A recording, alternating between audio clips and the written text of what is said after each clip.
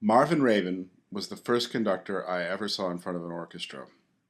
It was the Wisconsin Youth Symphony, and it was that experience that directly inspired me to start conducting for myself.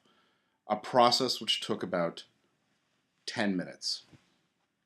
Barbara Goy, who was the director of the Preschool for the Arts, took a group of us to watch a WISO rehearsal.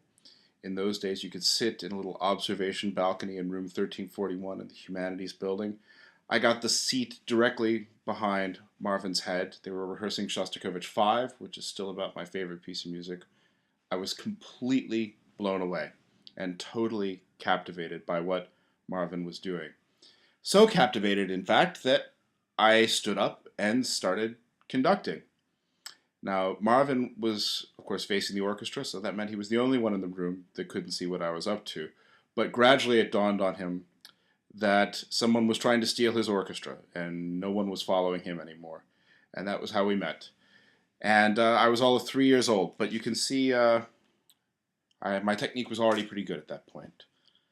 In fact, the reverberations of that went down through the years. It turned out that was an audition, and I didn't even realize it. Barbara Goy's daughter, Betsy Goy, was playing principal cello in the orchestra at that time.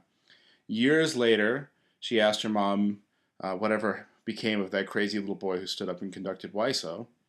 And Barbara told her that, well, he'd become a professional conductor and he was living in Oregon. And Betsy's orchestra in Oregon was looking for a conductor at that time. And so I actually got the gig based on that one experience at age 3. Many years later, Marvin also played a pivotal role in my musical development. I entered a concerto competition at Memorial High School and didn't win, but Marvin thought he saw something in me and realized that I was playing on a very inadequate cello and said the right things to put everything in motion for me to get my first really good instrument. And that was a life-changing moment. Once you realize you can make a good sound on a string instrument, you're much more inclined to practice really hard.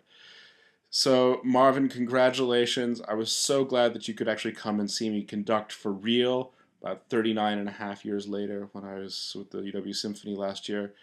This is such a well-deserved recognition for everything you've done for thousands of musicians who've come through the various programs you've worked with over the years. Thank you for everything, and wishing you all the very best from Cardiff.